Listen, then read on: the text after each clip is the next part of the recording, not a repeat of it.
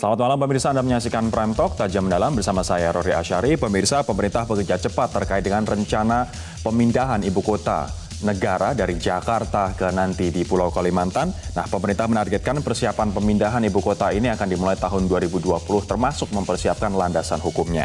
Tahun 2021 akan dilakukan konstruksi penuh di sana, sementara tahap pertama dari proses pemindahan pusat pemerintah dari Jakarta akan dimulai di tahun 2024. Kita akan melihat terlebih dahulu sejumlah data dan juga fakta yang kita kumpulkan atau kita ketahui pemirsa sampai dengan hari ini bahwa Presiden sudah memastikan ibu kota akan pindah ke Pulau Kalimantan. Kemungkinannya ada 3, yakni Provinsi Kalimantan Tengah, Kalimantan Timur, ataupun Kalimantan Selatan.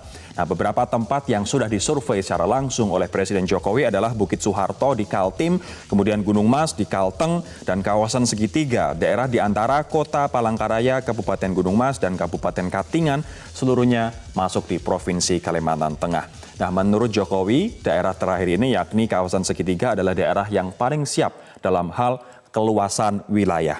Selain itu, menurut Presiden, segala aspek dalam proses pemindahan ibu kota, mulai dari skema pembiayaan, desain kelembagaan, landasan hukum, sampai dengan pengalaman negara-negara lain sedang dikaji dan juga dimasukkan dalam pertimbangan serta analisa. Begitu.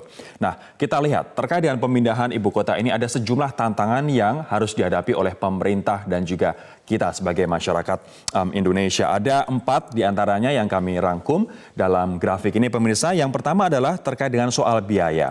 Diperkirakan anggaran yang diperlukan untuk memindahkan ibu kota mencapai 466 triliun rupiah. Nah, di APBN kemungkinan akan mengambil 93 T.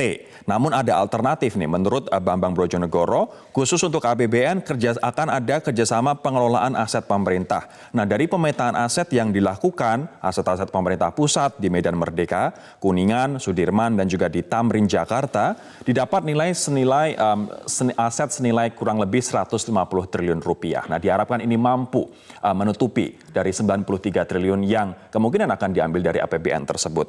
Kemudian yang kedua adalah pembiayaan dari kerjasama pemerintah dan juga badan usaha atau KPBU. Bagaimana maksudnya? Nanti kita akan tanyakan bersama-sama ke Pak Bambang Brojonegoro. Kemudian yang ketiga adalah pembiayaan yang melibatkan partisipasi swasta dan juga BUMN. Kemudian yang kedua, pemirsa, adalah terkait dengan payung hukum. Nah, posisi Jakarta sebagai ibu kota diatur dalam Undang-Undang Nomor 10 Tahun 1964. Artinya, kalau pindah ibu kota perlu perubahan undang-undang dan artinya juga perlu konsultasi dan juga membahas perubahan undang-undang ini dengan DPR yang ini akan dilakukan oleh pemerintah segera. Kemudian yang ketiga adalah tantangan dalam soal lingkungan, bagaimana ketersediaan air bersih, potensi kebencanaan, kemudian apakah pembangunan ibu kota baru ini akan membabat hutan di sana. Kita nanti juga akan tanyakan ini. Kemudian yang keempat adalah masa transisi mulai dari pemindahan kantor eksekutif, legislatif, yudikatif, kemudian hingga ASN. Kita tahu bahwa jumlah ASN di pemerintah pusat ini mencapai hampir 1 juta orang. Ini merupakan 22,4% dari seluruh ASN di Indonesia. Artinya memindahkan 1 juta orang ASN beserta keluarganya, beserta fasilitasnya dan juga pendukungnya pun juga tentu tidak mudah. Nah, bagaimana proses transisi pemindahan orang sebanyak ini? Nah, kita akan bertanya langsung pemirsa dengan Menteri Perencanaan Pembangunan Nasional, Kepala Bappenas Bambang Brojonegoro yang bergabung melalui sambungan Skype. Pak Bambang, selamat malam, Pak. Selamat malam. Pak Bambang, sejauh ini sampai dengan hari ini, sejauh apa kajian dan juga persiapan untuk pindah ibu kota, Pak Bambang? Ya, kajian sudah praktis selesai dan kemarin sudah dilaporkan dalam rapat terbatas dan tentunya kita menunggu keputusan dari Bapak Presiden mengenai lokasi yang definitif. Persiapan lainnya tentunya akan dimulai begitu lokasi definitif ditentukan. Tetapi dari segi penyiapan, terutama tahun 2020, baik penyiapan master plan, urban design, maupun nanti landasan hukum, sudah kami persiapkan, sehingga mudah-mudahan tahun 2020 segala sesuatunya sudah bisa berjalan untuk terkait penyiapan. Artinya kajian untuk apakah kemungkinan 3 wilayah tadi, yakni Bukit Soeharto, Gunung Mas, dan juga kawasan segitiga sudah selesai, artinya tinggal Presiden memilih saja, Pak Bambang? Ya, tepatnya memilih di antara lokasi di Kalimantan Timur, lokasi di Kalimantan Tengah, dan lokasi di Kalimantan Selatan. ya, dan tidak spesifik menunjuk kepada lokasi yang tadi Anda sebutkan. Tetapi kita memilih di antara 3 lokasi yang sudah kami survei secara mendalam. Kapan akan mulai konsultasi dan juga berdiskusi dengan DPR, Pak Bambang? Ya, tentunya begitu lokasi ditentukan, disitulah kita mulai nanti berproses. Kalau dengan DPR kemungkinan besar antara akhir tahun ini atau paling tidak tahun 2020. Baik, ada 3 opsi tadi, Kalsel, Kalteng, dan juga Kaltim. Apakah sudah mengerucut misalnya ke salah satu dari 3 provinsi itu? Seperti saya sampaikan tadi, tugas kami adalah melakukan kajian mengenai kelebihan dan kekurangan dari masing-masing lokasi, dan tentunya sudah kami sampaikan kepada Bapak Presiden masing-masing kelebihan dan kekurangan tersebut beserta rekomendasi yang nantinya Bapak Presiden tentunya akan pertimbangkan lebih dalam lagi. Baik, ini yang kemudian menjadi pertanyaan banyak pihak, Pak, termasuk beberapa politisi begitu terkait dengan skema pembiayaan. Apakah nanti dalam pemindahan ibu kota ini betul akan menggunakan dana APBN 93 triliun ataukah ada skema-skema opsional lainnya? Intinya pembiayaan yang pasti kita tidak ingin mengganggu pendapatan atau penerimaan murni dalam APBN yang utamanya berasal dari pajak, dan juga tidak ingin mengganggu prioritas pembangunan lain yang sudah ditentukan dalam APBN terutama untuk 5 tahun ke depan. Karenanya kita harus mencari sumber pembiayaan alternatif di mana yang paling besar kita mengandalkan kepada kerjasama pemerintah badan usaha, kemudian kerjasama dengan investasi swasta dan BUMN, dan yang ketiga adalah kerjasama pengelolaan aset, baik aset yang ada di Jakarta maupun aset yang ada di ibu kota baru. Jadi dengan menggunakan skema-skema tersebut, maka kita bisa menghindari penggunaan APBN yang tentunya sudah diplot untuk berbagai prioritas pembangunan lainnya 5-10 tahun ke depan. Baik.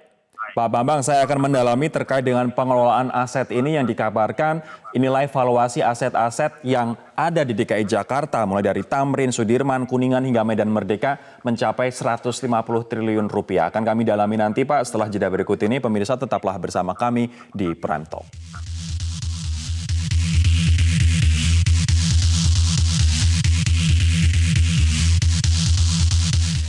Yang berkaitan dengan kebencanaan, baik itu banjir, baik itu gempa bumi, kajian yang berkaitan dengan daya dukung lingkungan, termasuk di dalamnya adalah ketersediaan air, lahan, infrastruktur, kajian yang berkaitan dengan keekonomian, kajian dari sisi demografi, kajian sosial politik, kajian pertahanan keamanan, semuanya harus dilihat lebih detail lagi sehingga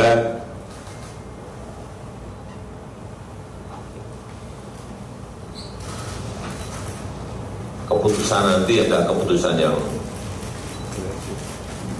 benar dalam visi ke depan kita. Dan sekali lagi kita memutuskan ini, saya memutuskan nantinya bukan sebagai kepala pemerintahan, tetapi sebagai kepala negara.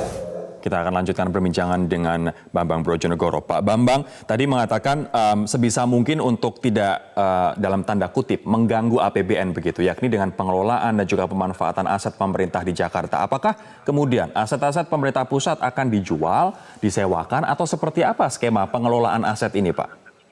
Ya, tentunya mengenai detailnya kita akan bahas lebih lanjut ketika segala sesuatunya menjadi lebih jelas dan proses sudah dimulai. Tapi yang pasti sudah ada yang namanya kerjasama pemanfaatan aset, ya sudah ada skemanya. Itu waktu saya Menteri Keuangan pun saya sudah memahami mengenai adanya kerjasama pemanfaatan tersebut. Dan kalau diperhatikan dalam APBN yang mungkin tidak banyak diketahui orang, bahwa sumber penerimaan APBN kita kan adalah dari pajak dan bukan pajak atau PNBP. Nah, di dalam PNBP, selain PNBP yang berasal dari sumber daya alam atau dividen BUMN, ada PNBP yang berasal dari kerjasama pengelolaan aset. memang jumlahnya saat ini sangat kecil karena ini belum menjadi sumber penerimaan dari pemerintah.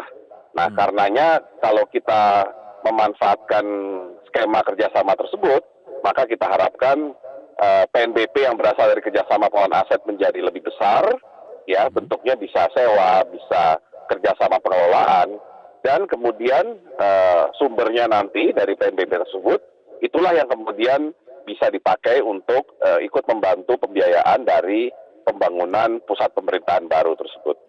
Diperkirakan mencapai berapa, Pak? Sehingga cita-citanya adalah tidak mengutak-atik APBN begitu? Ya, kalau kita berpatokan pada perkiraan kita yang sekarang bahwa dari APBN mungkin diperlukan 93 triliun, ya kita harus upayakan supaya seluruhnya 93 triliun tersebut tidak mengganggu penerimaan yang normal, yaitu dari pajak maupun dari bea cukai misalkan, ataupun dari PNBP sumber daya alam. Baik, Pak Bambang, ini ada juga skema kedua pembiayaan dari kerjasama pemerintah dan badan usaha atau KPBU. Anda mengatakan ini pertama kali di dunia begitu. Memang seperti apa sih penjelasan dari KPBU ini? Oh, mungkin Anda salah menafsirkan mengenai yang pertama di dunia. Maksud saya begini, waktu pemindahan ibu kota di masa lalu, maksudnya di negara lain, kebanyakan memang bertumpu pada anggaran, ya.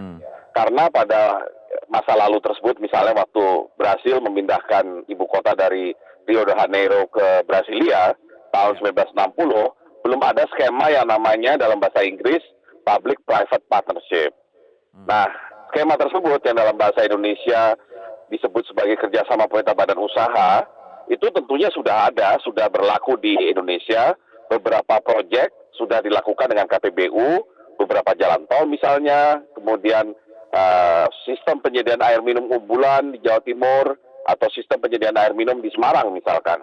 Nah, karenanya kita untuk pembangunan pusat pemerintahan baru ini, khususnya untuk infrastruktur, apakah terkait listrik, terkait air, terkait jalan, maupun infrastruktur lainnya, termasuk infrastruktur sosial, rumah sakit, sekolah, itu kita akan mendorong dengan KPBU.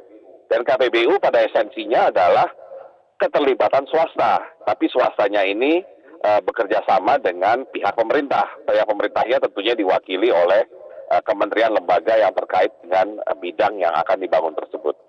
Baik, terkait dengan pemindahan ini selain skema pembiayaan ada juga tantangan soal lingkungan. Nanti akan kita bahas Pak Bambang, setelah jeda kami akan kembali pemirsa untuk mendalami tantangan dari sisi lingkungan sesaat lagi. Terakhir waktu kita singkat sekali Pak Bambang, apakah pemindahan ibu kota nantinya akan membabat hutan di Kalimantan? Ya, ada beberapa prinsip terkait lingkungan hidup dalam pembangunan pusat pemerintahan baru ini. Yang pertama adalah pembangunan pusat pemerintahan baru ini tidak akan mengurangi hutan lindung yang ada di Indonesia saat ini. Yang kedua, di dalam perencanaan kota itu sendiri, 50% wilayah dari kota itu nanti adalah ruang terbuka hijau yang pastinya akan didominasi oleh pepohonan. Dan yang ketiga, karena kita tahu bahwa kota ini terletak di Kalimantan, yang merupakan paru-paru dunia, maka konsep pengembangan kotanya nanti adalah forest city. Jadi boleh dibilang nanti kotanya akan sangat didominasi oleh wilayah hijau, pepohonan, yang juga tujuannya untuk membuat kotanya menjadi lebih nyaman untuk ditinggali. Pertanyaan terakhir saya Pak Bambang, Kalimantan tidak bebas asap begitu dalam kebakaran tahun ini dan juga tahun-tahun yang lalu. Apakah dengan pindah ibu kota, pengawasan terhadap perusahaan yang nakal akan lebih dekat atau justru malah asap juga menjadi ancaman yang patut diperhitungkan oleh pemerintah, oleh Anda? Yang pasti dalam memilih lokasi, kami sudah mengidentifikasi dua potensi wilayah yang gampang terbakar, ya, atau menjadi wilayah kebakaran hutan. Yang pertama adalah yang mengandung gambut, baik gambut primer maupun sekunder, dan yang kedua yang mengandung batu bara. Dan karenanya kita akan pastikan bahwa lokasinya tidak yang mengandung gambut primer sekunder maupun yang tidak mengandung batu bara. Dan yang pastinya kalau kita bicara mengenai penertiban, ada atau tidak ada ibu kota baru, tentunya penertiban harus berjalan sesuai dengan seharusnya. Menteri PPN Kepala Bappenas Bambang Brojonegoro, terima kasih atas waktunya bergabung bersama kami di Prime Talk Pak, dan kita tunggu saja pemirsa bahwa pemerintah menargetkan bahwa persiapan pemindahan ibu kota akan dilakukan tahun 2020, termasuk memberi siapkan landasan hukumnya, dan tahun 2021 akan dilakukan konstruksi secara penuh. Kita nantikan seperti apa. Saya Rory Asyari undur diri, terima kasih telah bergabung bersama kami di Peran Talk. Kick Andy akan hadir sesaat lagi. Sampai jumpa.